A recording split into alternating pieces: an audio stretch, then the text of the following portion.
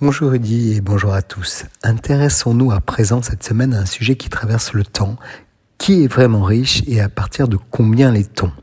Le deuxième rapport sur les riches en France de l'Observatoire des inégalités s'y penche. Il n'existe pas de définition unique d'une personne riche. En France, personne n'aime être qualifié de riche d'ailleurs, c'est souvent presque un gros mot. Chacun voit midi à sa porte et trouve que les riches sont ceux dont le niveau de vie est supérieur au sien. C'est vrai. Hormis Bill Gates ou Bernard Arnault et une poignée d'ultra-riches, on est toujours le pauvre d'un autre. N'est-ce pas, Rudy?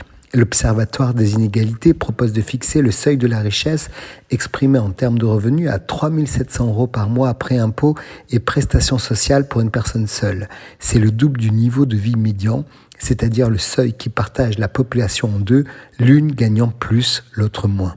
Certains trouveront ce seuil faible, mais il faut savoir qu'à ce niveau de vie, un indicateur qui tient compte de la taille du foyer, une personne gagne plus que 93% de la population. Ainsi défini le seuil de richesse, la France compte 4,5 millions de riches, soit 7,1% de la population. Comme il existe d'ailleurs 14,6% de pauvres malheureusement en 2020. Ce seuil doit être retraité. Il faut le discuter en prenant en compte le lieu de vie, l'âge ou encore la combinaison avec le patrimoine. Être riche à 25 ans n'a pas la même signification qu'à 45 ans. Vivre avec 3 700 € par mois n'est pas la même chose quand on habite Paris ou Marseille. On peut aussi estimer qu'un riche fait partie des 10% des Français qui gagnent le mieux leur vie. Parlons à présent des super riches. On apprend que 1% de la population française compose les plus riches et reçoit près de 15 000 € en moyenne. Quant aux ultra riches habitués des classements des magazines, leur revenu dépasse en millions d'euros par mois.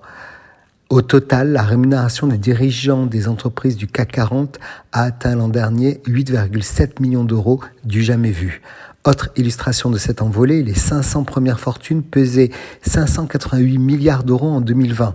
20 ans plus tôt, ils ne possédaient que 129 milliards, soit une multiplication par 4, alors que l'inflation n'a été que de 30% sur la période.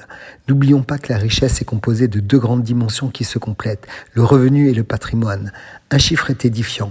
Les 10% les plus fortunés de France détiennent près de la moitié de l'ensemble du patrimoine des ménages.